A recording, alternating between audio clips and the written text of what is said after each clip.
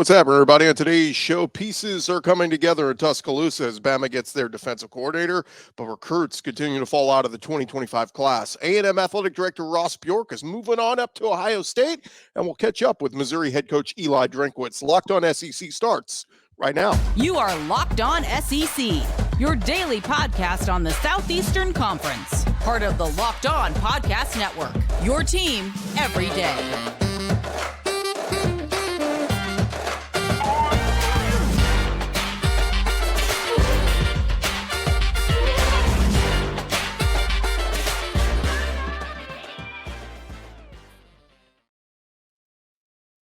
And what's happening, everybody? Welcome into Locked On SEC. It's great to have you guys along.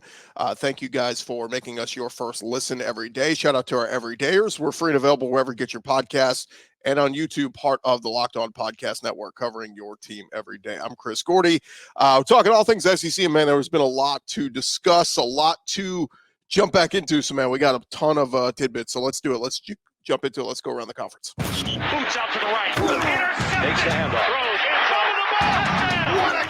Around the conference. All right, so catch you guys up from earlier in the week. We found out that Kalen DeBoer was trying to do what he could to try to keep Travaris Robinson there in Tuscaloosa. The news came out over the weekend that the former Alabama DB's coach was heading to Athens, and it's signed on co-defense coordinator with Glenn Schumann over at Georgia. Well, there were reports that Kalen DeBoer reached back out to T-Rob and was trying to bring him back to Alabama and make him the permanent DC at Alabama. No co-DC like he is over at Georgia.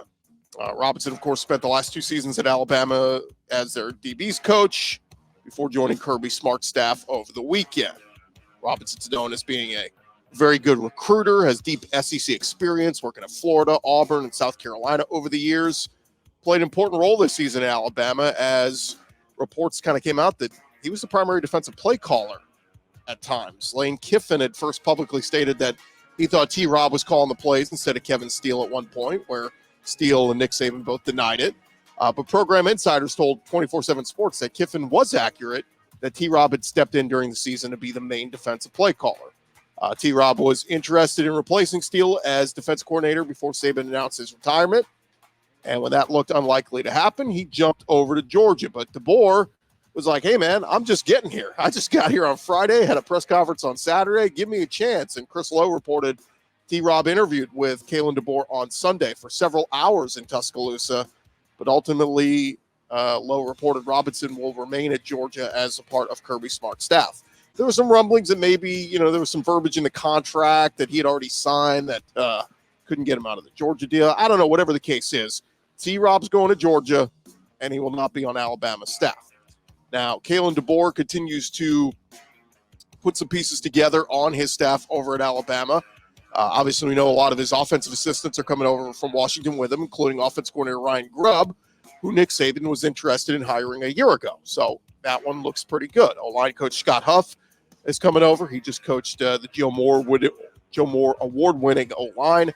And he will also reportedly retain D-line coach Freddie Roach and running backs coach Robert Gillespie. So on Monday night, DeBoer got his guy for D.C. South Alabama head coach Kane Wommack is coming over to Alabama to be their defense coordinator. So, stepping down from a head coach to go be a D.C. tells you all you need to know. This guy wants to come to Alabama and be that guy. Now, they've worked together previously at Indiana. Back in 2019, Kalen DeBoer was the OC. Kane Wommack was the DC.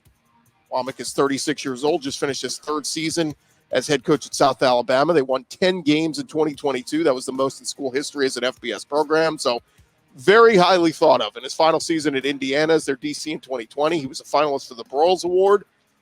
They led the Big Ten that year with 20 forced turnovers. Wommack, his dad, was a 35-year coaching veteran, coached at Ole Miss back in 2012 to 2016. Kane worked under his dad there as a grad assistant and DB's coach. So South Alabama, they ranked 15th nationally in total defense this past year. They tied for 27th nationally in scoring defense. So he's done a really good job there. Chris Lowe saying that the central theme he heard that Kane Wommack and his hiring as Bama's DC is that he has excellent recruiting ties in ties in the Mobile area and throughout the state of Alabama. Strong relationships with people who matter in those circles. And it also doesn't hurt that he's coming from being a head coach. Now, Chris Lowe also reporting Buffalo head coach Maurice Linguist is going to join Alabama as a defensive assistant, likely as their secondary coach. So, T-Rob leaves as the DB's coach. Likely Maurice Linguist going to slide into that role. DeBoer, like we said, had hired Wommack, and now he gets another sitting head coach in Maurice Linguist. He has previously coached at schools like A&M, Mississippi State, the Dallas Cowboys. And all those jobs, he either coach DBs, safeties, or corners. So that tells you right there where he's going to go. Now, Buffalo was 3-9 this past year, so maybe the writing on the wall was, maybe they weren't going to keep him much longer or whatever, but 2 sitting head coaches joining Kalen DeBoer's staff, Kane Wommack and Maurice Linguist. So looks to be good hires there. So what about the rest of the roster at Alabama? Well, more shakeups on Monday and Tuesday. Former Alabama linebacker Sean Murphy committed to Florida State. He became the 5th former Tide player to commit to Florida State this offseason. He was a former top 100 recruit in the class of 2022. Saw action in 13 games this year, mostly on special teams, but he joins former Alabama running back Roydell Williams, wide receiver Malik Benson, offensive guard Terrence Ferguson, and cornerback Earl Little, all going to play for Mike Norvell and the Seminoles. Then on Tuesday, former Alabama linebacker Kendrick Blackshire, former 4-star recruit, he revealed he is transferring to Texas.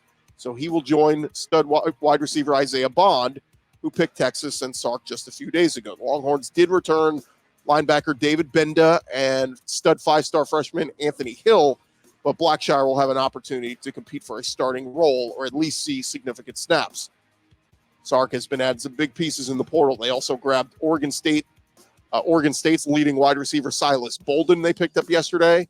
And in recent weeks, they've added Houston wide receiver Matthew Golden and UTSA defensive end Trey Moore. So, it's a couple Alabama guys jumping ship going either to Florida State or Texas. And it's kind of funny that Mike Norvell and Steve Sarkisian were both considered, guys that Alabama was interested in possibly hiring, and both those guys are coming in and poaching some of the pieces off Alabama's roster. Now, also late Monday night on 3 Sports reported, Alabama defensive back Trey Amos is entering the portal. He started his career 3 seasons at Louisiana Lafayette, appearing in 33 games. This past year, appeared in all 14 games for the Tide, was among the team leaders in pass breakups.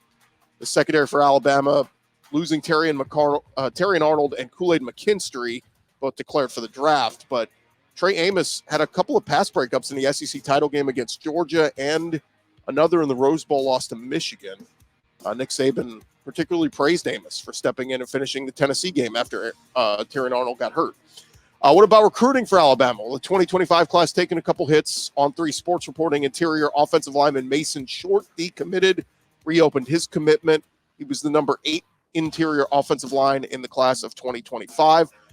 He joined 5-star wide receiver Jamie French, who had decommitted earlier this week. And then also on Tuesday, Javian Hilson, an edge defender who had been committed to the Crimson Tide. He flipped his commitment to Mike Norvell in Florida State.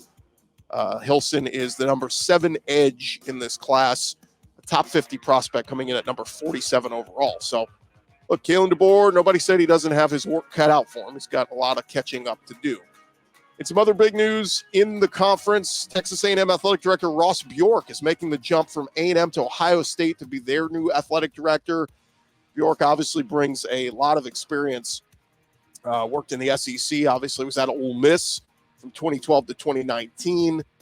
And prior to that was an associate or assistant AD at schools like Miami, Missouri, and UCLA. Bjork had just fired A&M head coach Jimbo Fisher, which came at a big buyout, owing more than $76 million in that fully guaranteed deal.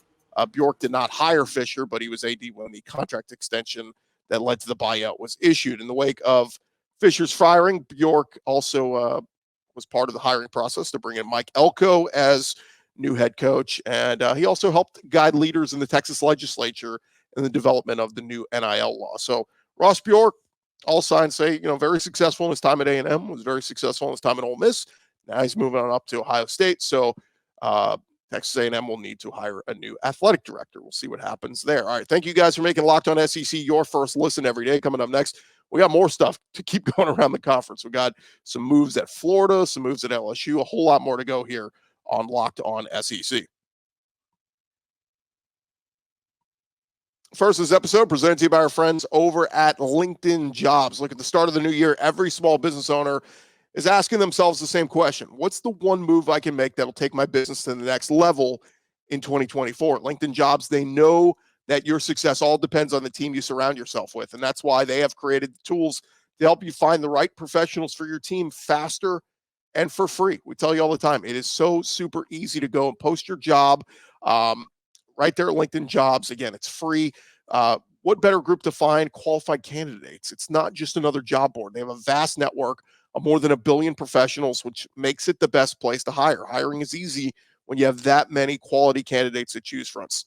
So easy, in fact, 86% of small businesses get a qualified candidate within 24 hours. It's why small businesses rate LinkedIn Jobs #1 in delivering high-quality hires or quality hires against leading competitors.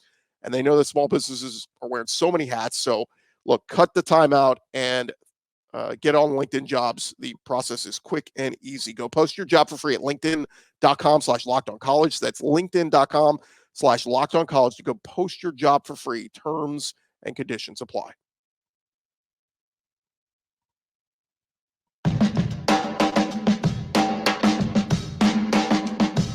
All right, roll along here, Locked On SEC. Thank you guys for making us your first listen every day. Shout out to our everydayers. Come on back tomorrow on the show. Plenty more stuff to catch up on. Man, it is the transfer portal and NIL and coaching hiring and firings and coaching retirements. There is no dull moment in the SEC so far. We haven't even really talked a lot of SEC basketball. We'll get to that in the coming weeks to months. But, man, football has been king, and there's tons of stuff to get to. So we got to dive back into it as we start over at Missouri. By the way, our conversation with Eli Drinkwitz coming up here in just a couple minutes. But former Alabama defensive lineman Isaiah Hastings, he had verbally committed to transfer to Missouri last week. Well, that has changed. Hastings on Monday decommitted from Mizzou, thanked the coaching staff and Eli Drinkwitz and those folks, and said, after careful consideration, I'll be decommitting from Missouri. Thanks to Coach Drinkwitz and the whole staff. But 30 minutes later, Hastings announced he's transferring to Syracuse. So, Fran Brown, former Georgia assistant, getting some guys from the SEC to come up, play up there for him. He also got former Ohio State quarterback Kyle McCord. So, best of luck to Isaiah Hastings. Was going to go from Bama to Mizzou, but now he's going to go Bama to Syracuse. It's cold up there. Other news over at Auburn. Their roster taking a couple of hits this week. Veteran defenders Cam Riley and Donovan Kaufman both going to enter the portal and play elsewhere. Cam Riley leaves after 4 seasons at Auburn. A linebacker played in 46 games, but has eligibility remaining as a grad transfer with the COVID year. Recorded the first sacks of his career this year with 2.5. Meanwhile, Donovan Kaufman, entering year 5 of his college career, came to Auburn in 2021 after 2 years, or after playing in 2 games over at Vanderbilt in 2020. It's a New Orleans native, so we'll see if maybe LSU is in the works for Donovan Kaufman. But Cam Riley and Donovan Kaufman both leaving Auburn. Now, some good news for Auburn. 5-star wide receiver recruit Ryan Williams going to keep taking some visits here over these next couple weeks ahead of National Signing Day in February. He was a 5-star wide receiver committed to Alabama. He's the number 2 in-state prospect, but he reopened his commitment after Nick Saban's retirement. Since reopening, he took an official visit to A&M, and on 3 Sports reporting, he will take several more visits, including visits to LSU. He'll revisit Alabama, he'll visit Texas, and he will visit Auburn February 2nd prior to National Signing Day. Several of the crystal balls are all predicting Ryan Williams will pick Auburn, so we'll see if Hugh Freeze can make that big addition. They've already had a couple nice wide receivers in this class currently, but they can add to it.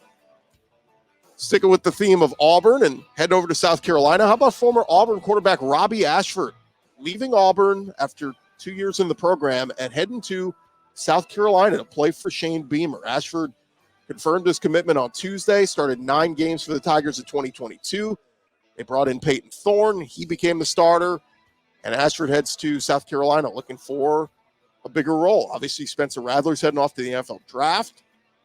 And got some guys on the roster that they like, but Robbie Ashford could certainly go in there and compete. Man, such a good asset to have, too, in goal line packages. We know how good he is running the football, and see what role he plays over there at South Carolina. But, yeah, best of luck to Robbie Ashford. He will now be – think of this, how things change. We're going to have former Auburn quarterback Robbie Ashford handing the ball off to former Arkansas running back Rocket Sanders, both playing for the Gamecocks next year. Pretty crazy.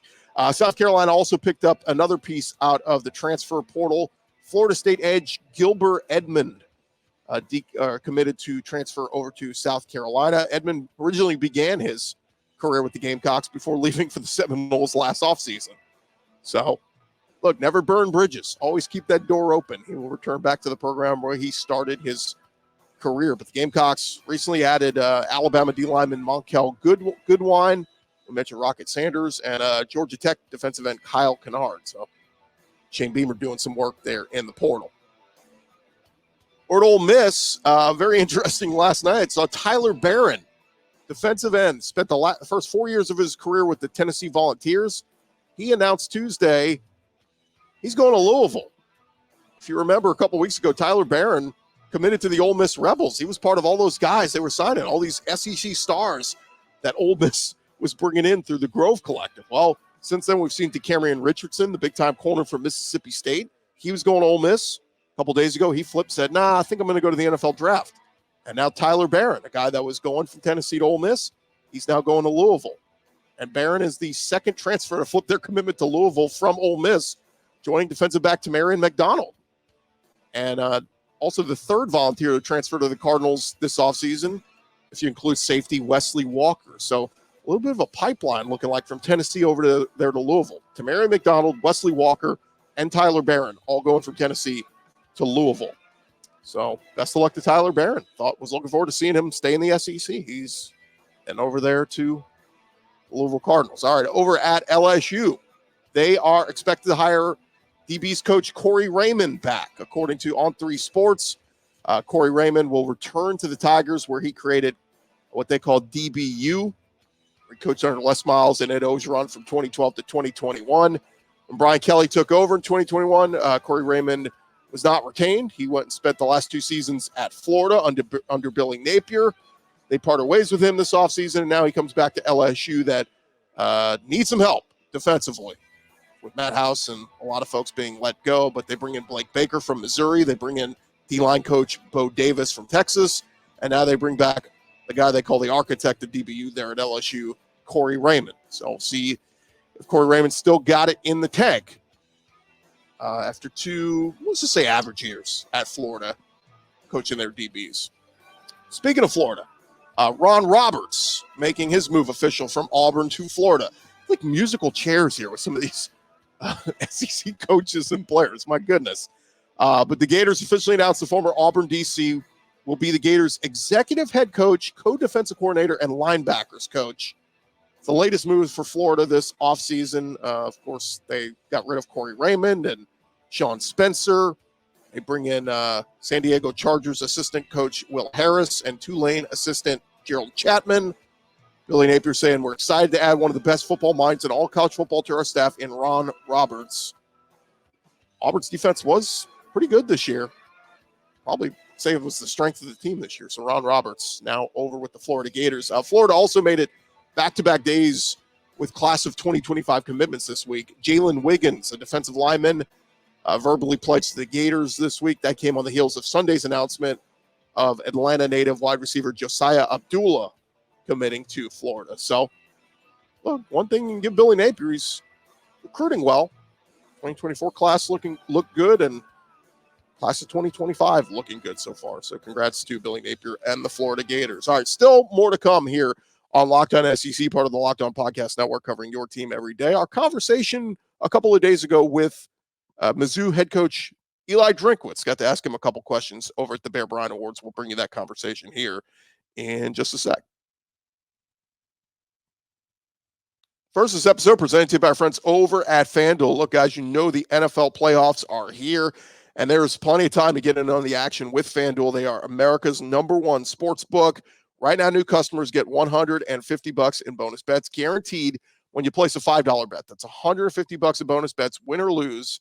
And the app is super easy to use. There's so much stuff to get on there. And look, we got plenty of playoff action happening this weekend. We got some big underdogs. We had a couple of upsets this past week. I kept saying it all last week. I was like, man, 2 home underdogs in the wild card round. You had the Texans against the Browns. You had the Bucks against the Eagles. Guess what? Both of them won. If you would have had a parlay there on FanDuel, it would have paid off pretty darn big. But go check them out, FanDuel.com/lockedon. You want to make sure you go to FanDuel.com/lockedon. That's going to get you the special promotion that they are offering our listeners. Go make your first bet a layup. It is FanDuel. They are the official partner of the NFL. This episode also brought to you by our friends over at Jace Medical. Look, we know when we come to sports, we're looking for an escape from some of the crazy realities of life, but you want to be prepared for some of the stuff in real life. According to the FDA, pharmacies running out of antibiotics like amoxicillin, of course, right in the middle of pretty bad flu season. It could be scary. Can't imagine a more helpless feeling. That's why our friends over at Jace Medical are here to help you out. The Jace case, it's a pack of 5 different antibiotics that treat a long list of bacterial illnesses like UTIs, respiratory infections, sinusitis, skin infections, tons of stuff. And of course, we know that can all happen to any of us. So go visit jacemedical.com. It's JASE medical.com. You complete your physician encounter. Takes just a couple minutes. It'll be reviewed by a board-certified physician, and your medications will be dispensed by a licensed pharmacy at a fraction of the regular cost. It's never been more important to be prepared than today. Go to jacemedical.com and use our offer code LOCKEDON to get $20 off your order. Again, that's Jace Medical, JASE medical.com. Use our promo code LOCKEDON. That's going to get you $20 off your order over there at Jace Medical.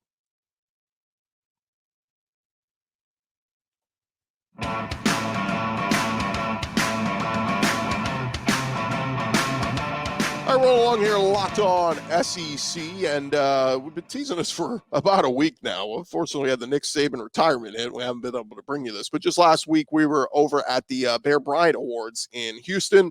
Great event happening every year. Look, there's always an SEC coach that is a finalist. Mike Norvell over Florida State won their award for Coach of the Year, but Eli Drinkwitz over in Missouri was a finalist after a tremendous year.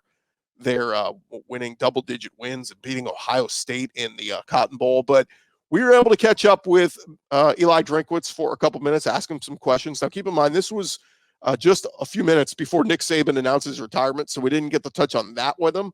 But we were able to ask Drink some questions about his team as they head into the offseason, including the loss of defensive coordinator Blake Baker, who departed for LSU. So just a couple questions we got to ask Drink, but here was our conversation with Missouri head coach Eli Drinkwitz.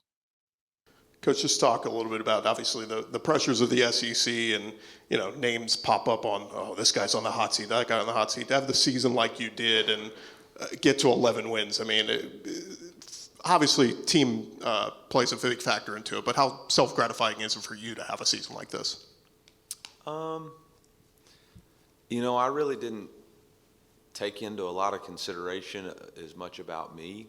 You know, I think when you're talking about a Coach of the Year award, it's really signifying how other people see your team and they see how they play and compete, which I think is more of a tribute to the players and the coaches and the way that they've bought into the culture and the messaging of the head coach. But it's really not about me and really never has been about me. It's just about our team and our coaches coming together.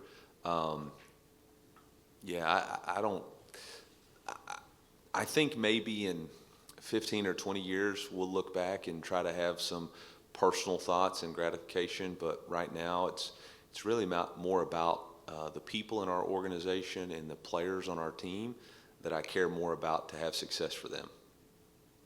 When you have success, obviously, yeah, people will come calling. Blake Baker did a phenomenal job for you. Obviously, his family ties to Louisiana, kind of got pulled away there. But yeah, how hard is that to lose a guy like that who was so tremendous for you these last couple of years? Yeah, that was it was really difficult, honestly. Blake's one of my best friends. Cared deeply about him and his family, and felt like that we were just beginning to scratch the surface of what we were trying to accomplish together. But core value number 4 for us is enjoy the journey. It's not about a destination, and a journey is about being together in the lives that you can impact together, but everybody's journey is uniquely theirs. And at some point, they're going to have to step off and be their own and do their own thing. And so I can't control that. We invested a lot into that relationship, and we wish him the absolute best. I know LSU got a tremendous coach. They got a tremendous person. They got a tremendous family with Rosalind and the kids, Andy, Brady, and Byron. But we got to keep moving forward, and we will. And we're looking for a new leader of our defense. And whoever that person is, we'll welcome him in, and we'll embark on a new journey. And it'll be just us, and we'll continue what we've started. One more for you here. You've had tremendous running backs since you've been there. Larry Roundtree, Tyler Beatty, Nathaniel Pete, Cody Schrader this year takes the SEC by storm. You brought in some new guys this offseason, Marcus Carroll, yep. Noel. Are you attracting a lot more running backs from across the country, recruiting and transfer portal, just with what you guys have been able to do with that run game? Yeah, I think there's a reputation for what Coach Looper and our offense has done historically with the running back position. I mean, you can go all the way back to Darrington Evans at App State, Naheem Hines, Jalen Samuels, Matt Days at NC State, Jeremy McNichols, Jay Ajayi at Boise State, and then the guys that you've listed. We've had an incredible run of running backs. We've had the ability with our outside zone scheme to create a successful run game that is replicated in the NFL, and so I think it makes it an attractive place for players to come play, put up good numbers, and audition for the next level. We'll take a Zoom question. So many coaches have gotten their start under the Coach Bryant coaching tree and now have moved up the ranks. Who are your coaching mentors?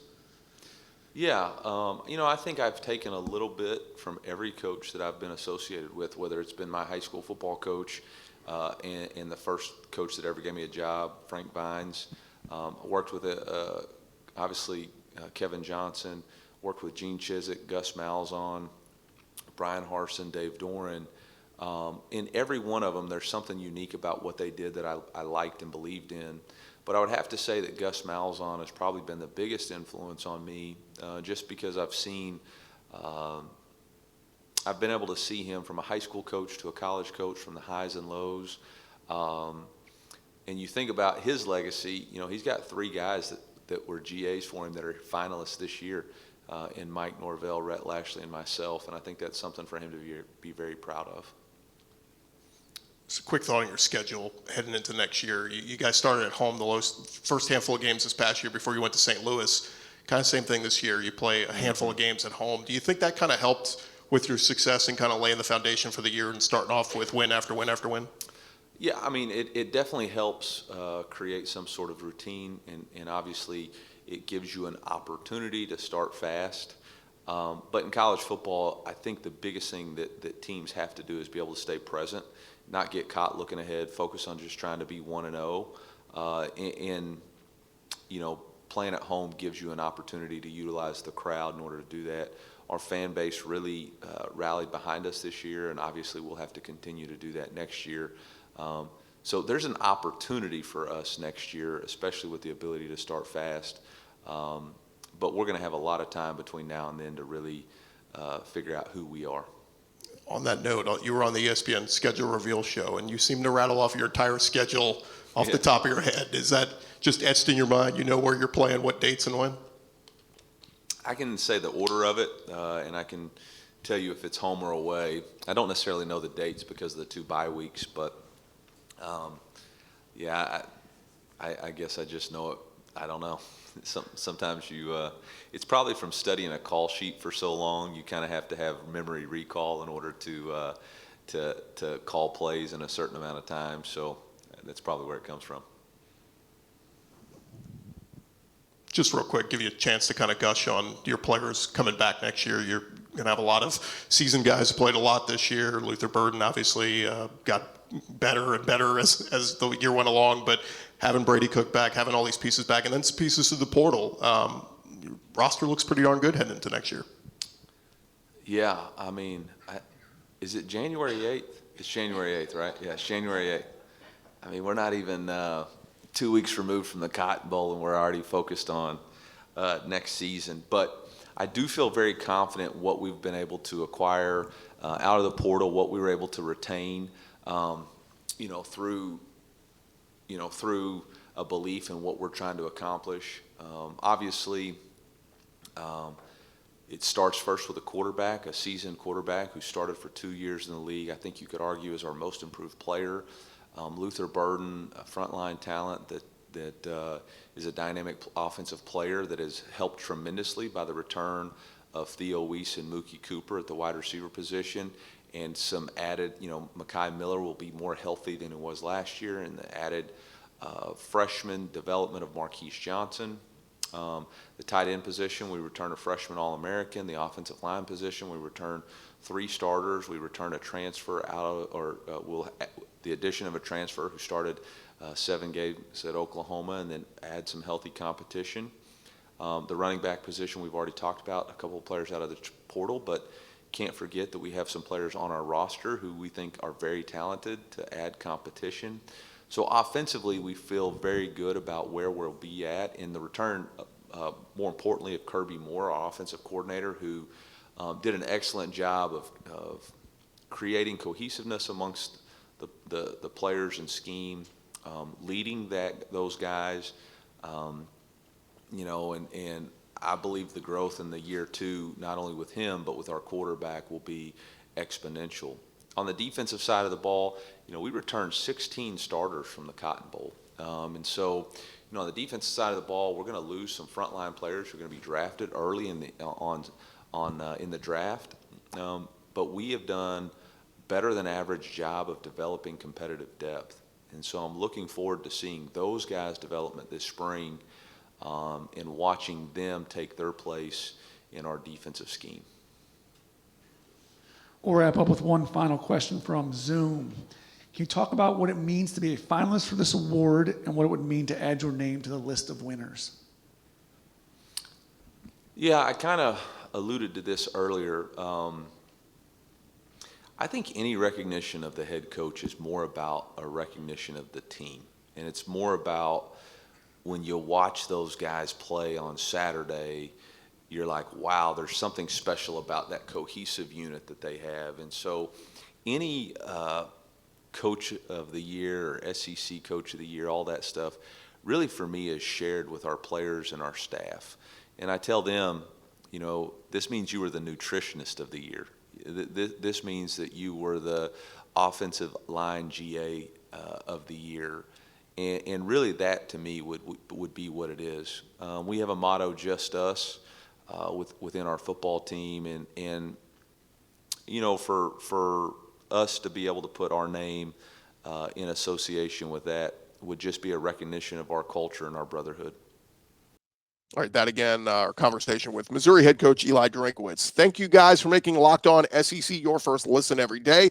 Shout out to our everydayers. Come on back tomorrow on the show. Check us out. Got plenty more action and stuff going on around the SEC news to get you caught up on. And for your second listen, Locked On has made the first ever national sports 24/7 streaming channel on YouTube. Go check that out if you're looking for something that is streaming 24/7 with all of our great national hosts covering all the different sports and topics from NFL to MLB to NBA. They got it all up there for you on YouTube. Search Locked On Sports today. I'm Chris Gordy. This has been Locked On SEC. We'll talk to you guys tomorrow.